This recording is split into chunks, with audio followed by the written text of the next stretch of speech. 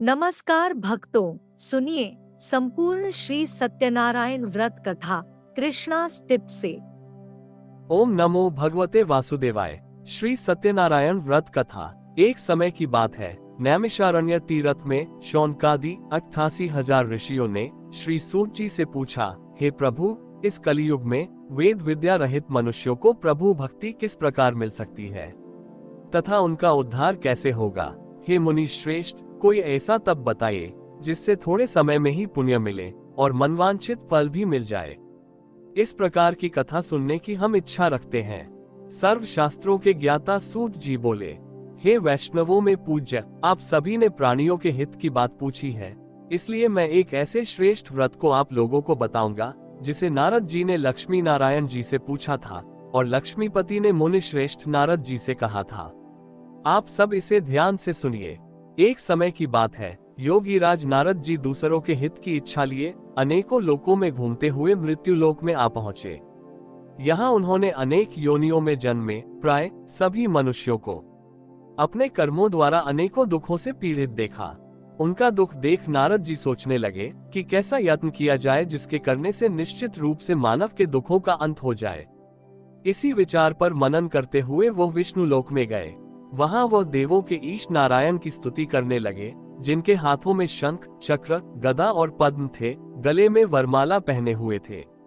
स्तुति करते हुए नारद जी बोले, हे भगवान, आप अत्यंत शक्ति से संपन्न हैं, मन तथा वाणी भी आपको नहीं पा सकती हैं। आपका आदि, मध्य तथा अंत नहीं है। निर्गुण स्वरूप सृष्टि के कारण भक्तों के दुख को दूर करने वाले हैं। आपको मेरा नमस्कार है। नारद जी की स्तुति सुन विष्णु भगवान बोले, हे मुनि श्रेष्ठ, आपके मन में क्या बात है? आप किस काम के लिए पधारे हैं, उसे संकोच कहो। इस पर नारद मुनि बोले कि मृत्युलोक में अनेक योनियों में जन्मे मनुष्य अपने कर्मों के द्वारा अनेकों दुख से दुखी हो रहे हैं। हे नाथ, आप मुझ पर दया रखते हैं, तो बताइए कि वो मनुष्य थोड़े प्रयास से ही अपने दुखों से कैसे छुटकारा पा सकते हैं। भगवान श्रीहरि बोले, हे नारद, मनुष्यों की भलाई के लिए तुमने बहुत अच्छी बात पूछी है, जिसके करने से मनुष्य मोह से छूट जाता है। वह बात मैं कहता हूँ, उसे सुनो। स्वर्ग लोक व मृत्यु लोक दोनों में एक दुर्लभ उत्तम व्रत है जो पुण्य देने वाला है। आज प्रेमवश होकर मैं उसे तुमसे कहता हूँ। श्री सत्यनारायण भगवान का यह व्रत अच्छी तरह विधान पूर्वक करके मनुष्य तुरंत ही यहाँ सुख भोग कर मरने पर मोक्ष पाता है। भगवान श्रीहरि के वचन सुन नारद जी बोले, हे भगवान, उस व्रत का फल क्या है और उसका विधान क्या है? यह व्रत किसने किया था? इस व्रत को किस दिन करना चाहिए? सभी कुछ विस्तार से बताएं प्रभु। नारद जी की बात सुनकर भगवान श्रीहरि बोले, दुख व शोक को दूर करने वाला, ये सभी स्थानों पर विजय दिलाने वाला है। मानव को भक्ति व श्रद्धा के साथ शाम को श्री सत्यनारायण की पूजा धर्म परायण होकर ब्राह्मणों व बंधुओं के साथ करनी चाहिए। भक्ति भाव से ही नैवेद्य, केले का फल, घी, दूध और गेहूं का आटा सवाया ले। गेहूं के स्थान पर साठी का आटा, शक्कर तथा गुड़ लेकर वह सभी भक्षण योग्य पदार्थों को मिलाकर भगवान का भोग लगाएं। ब्राह्मणों सहित बंधु बांधवों को भी भोजन कराएं, उसके बाद स्वयं भोजन करें। भजन कीर्तन के साथ भगवान की भक्ति में लीन हो जाएं। इस तरह से सत्यनारायण भगवान का यह व्रत करने पर मनुष्य की सारी इच्छाएं निश्चित रूप से पूरी होती हैं। इस कली काल अर्थात कलियुग में मृत्यु लोक में मोक्ष का यही एक सरल उपाय बताया गया है। सूत जी बोले, हे ऋषियों, जिसने पहले समय में इस व्रत को किया था उसका इतिहास कहता हूँ, ध्यान से सुनो। सुंदर काशीपुरी नगरी में एक अत्यंत निर्धन ब्राह्मण रहता था। भूख प्यास से परेशान वो धरती पर घूमता रहता था। ब्राह्मणों से प्रेम करने वाले भगवान ने एक दिन ब्राह्मण का वेश धारण कर उसके पास जाकर पूछा, हे विप्र, नित्य दुखी होकर तुम पृथ्वी पर क्यों घूमते हो? दीन ब्राह्मण बोला, मैं निर्धन ब्राह्मण हूँ, भिक्षा के लिए धरती पर घूमता हूँ। हे भगवान, यदि आप इसका कोई उपाय जानते हो तो बताइए। वृद्ध ब्राह्मण का रूप धारण किए हुए प्रभु ने कहा कि हे विप्र, श्री सत्यनारायण भगवान मनोवांछित फल देने वाले हैं, इसलिए तुम उनका पूजन करो। इसे करने से मनुष्य सभी दुखों से मुक्त हो जाता है। वृद्ध ब्राह्मण बनकर आए श्री सत्यनारायण भगवान उस निर्धन ब्राह्मण को व्रत का सारा विधान बताकर अंतर्धान हो गए। ब्राह्मण मन ही मन सोचने लगा कि जिस व्रत को वृद्ध ब्राह्मण करने को कह गया है, मैं उसे जरूर करूंगा। यह निश्चय करने के बाद उसे रात में नींद नहीं आई। वो सवेरे उठकर श्री सत्यनारायण भगवान के व्रत का निश्चय कर भिक्षा के लिए चला गया। उस दिन निर्धन ब्राह्मण को भिक्षा में बहुत धन मिला, जिससे उसने बंधु बांधवों के साथ मिलकर श्री सत्यनारायण भगवान का व्रत संपन्न किया। भगवान श्री सत्यनारायण का व्रत संपन्न करने के बाद वह निर्धन ब्राह्मण सभी दुखों से छूट गया और अनेक प्रकार की संपत्तियों से युक्त हो गया। उसी समय से यह ब्राह्मण हर माह इस व्रत को करने लगा। इस तरह से श्री सत्यनारायण भगवान के व्रत को जो मनुष्य करेगा वह भी सभी दुखों से मुक्त हो जाएगा। वो सभी प्रकार के पापों से छूटकर मोक्ष को प्राप्त होगा। सूत जी बोले कि इस तरह से नारद जी से नारायण जी का कहा हुआ श्री सत्यनारायण व्रत मैंने तुमसे कहा। हे विप्रो, मैं अब और क्या कहूँ। ऋषि बोले, हे मुनिव, संसार में उस विप्र से सुनकर और किस किस ने इस व्रत को किया, हम सब इस बात को सुनना चाहते हैं। इसके लिए हमारे मन में श्रद्धा का भाव है। सूत जी बोले, हे मुनियों, जिसने इस व्रत को किया है वो सब सुनो। एक समय वही विप्र धन व ऐश्वर्य के अनुसार अपने बंधु बांधवों के साथ इस व्रत को करने को तैयार हुआ। उसी समय एक लकड़ी बेचने वाला बूढ़ा आदमी आया और लकड़ियां बाहर रखकर अंदर ब्राह्मण के घर में गया। प्यास से दुखी वो लकड़हारा उनको व्रत करते देख विप्र को नमस्कार कर पूछने लगा कि आप ये क्या कर रहे हैं तथा इसे करने से क्या फल मिलेगा, कृपया मुझे भी बताएं। ब्राह्मण ने कहा कि सब मनोकामनाओं को पूरा करने वाला ये श्री सत्यनारायण भगवान का व्रत है। इनकी कृपा से ही मेरे घर में धन धान्य आदि की वृद्धि हुई है। विप्र से श्री सत्यनारायण व्रत के बारे में जानकर लकड़हारा बहुत प्रसन्न हुआ। चरणामृत लेकर व प्रसाद खाने के बाद वो अपने घर गया। लकड़हारे ने अपने मन में संकल्प किया कि आज लकड़ी बेचने से जो धन मिलेगा उसी से श्री सत्यनारायण भगवान का उत्तम व्रत करूंगा। मन में इस विचार को ले बूढ़ा लकड़हारा सिर पर लकड़ियां रख उस नगर में बेचने गया जहां धनी लोग ज्यादा रहते थे। उस नगर में उसे अपनी लकड़ियों का दाम पहले से 4 गुना अधिक मिला। बूढ़ा प्रसन्नता के साथ दाम लेकर केले, शक्कर, घी, दूध, दही और गेहूं का आटा ले और श्री सत्यनारायण भगवान के व्रत की अन्य सामग्रियां लेकर अपने घर गया। वहां उसने अपने बंधु बांधवों को बुलाकर विधि विधान से सत्यनारायण भगवान का पूजन और व्रत किया। इस व्रत के प्रभाव से वह बूढ़ा लकड़हारा धन, पुत्र आदि से युक्त होकर संसार के समस्त सुख भोग अंत काल में बैकुंठ धाम चला गया। सूत जी बोले, हे श्रेष्ठ मुनियों, अब आगे की कथा कहता हूँ। पहले समय में उल्कामुख नाम का एक बुद्धिमान राजा था। वह सत्यवक्ता और जितेंद्रिय था। प्रतिदिन देव स्थानों पर जाता और निर्धनों को धन देकर उनके कष्ट दूर करता था। उसकी पत्नी कमल के समान मुख वाली तथा सती साध्वी थी।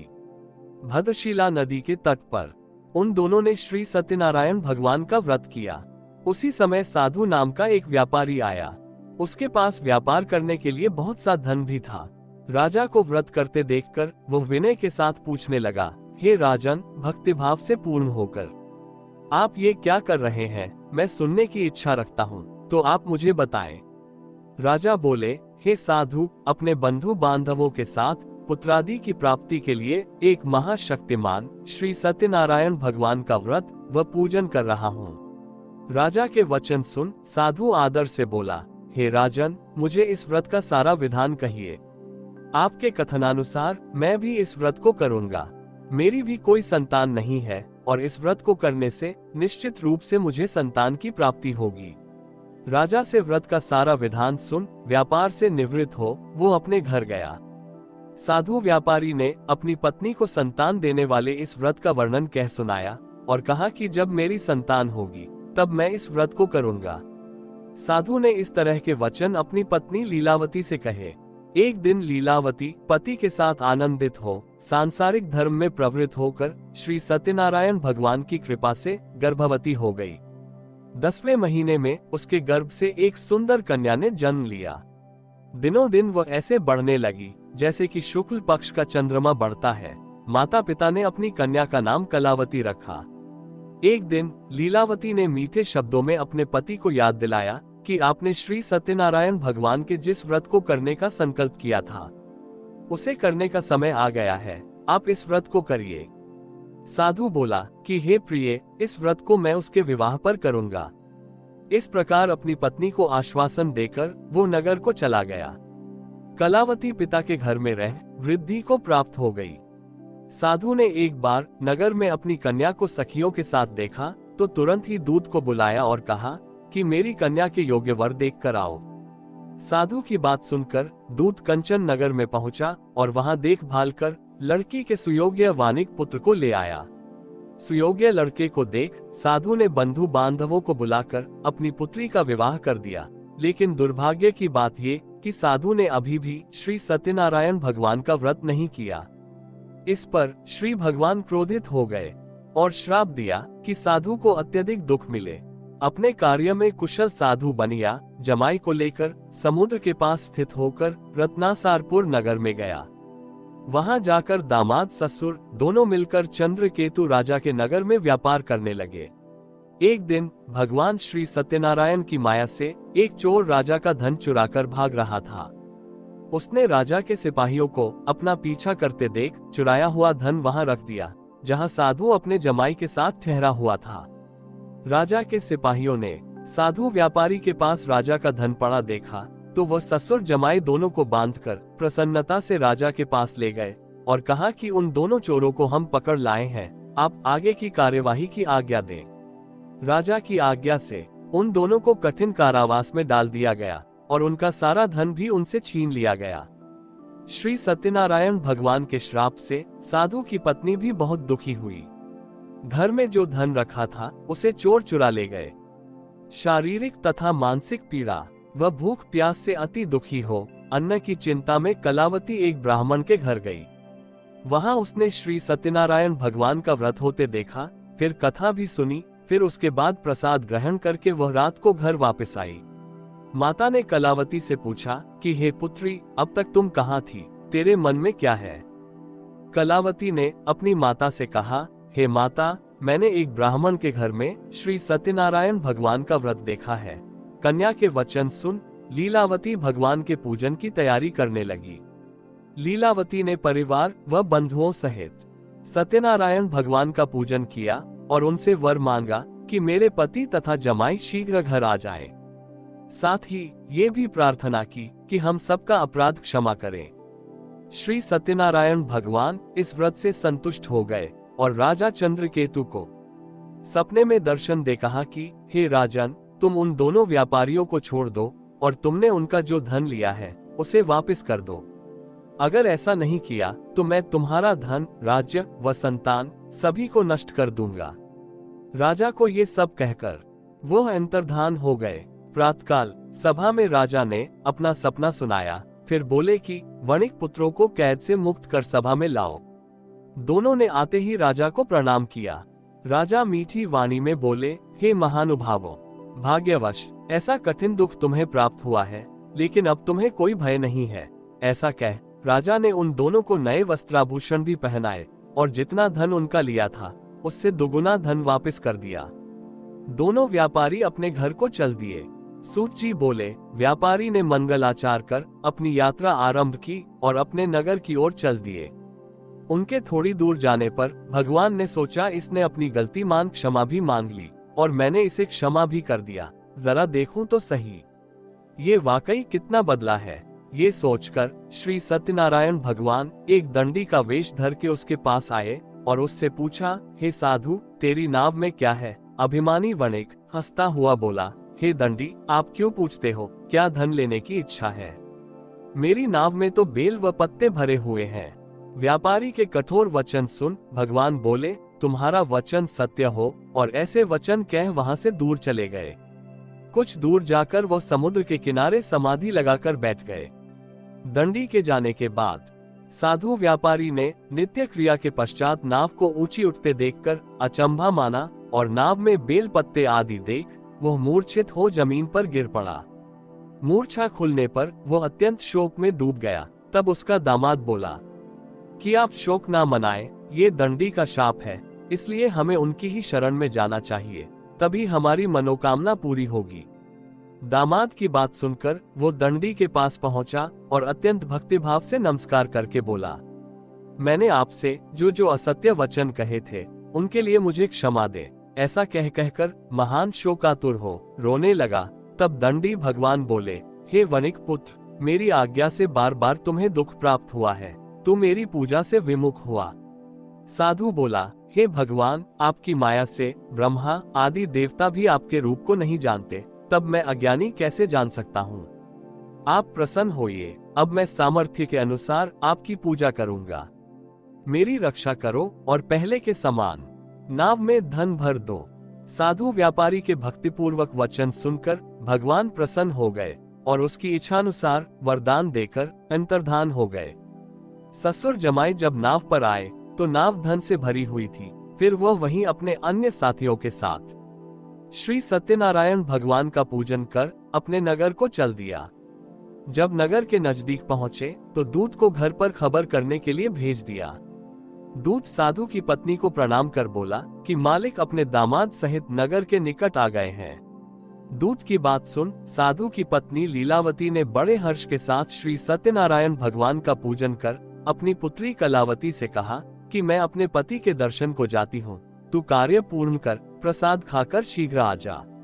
माता के ऐसे वचन सुन कलावती जल्दी में प्रसाद छोड़ अपने पति के पास चली गई।